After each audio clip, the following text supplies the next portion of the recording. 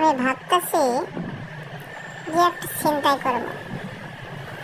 না, ছিনতাই করে ধরা পড়ি, রাস্তাঘাটে মানুষ আমার পেটটা আমার তো বত্তা বানাইব। কি করবো?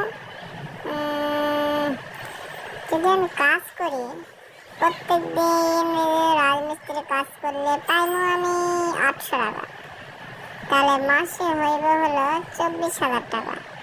4টা শুক্রবারে 21,000 টাকা।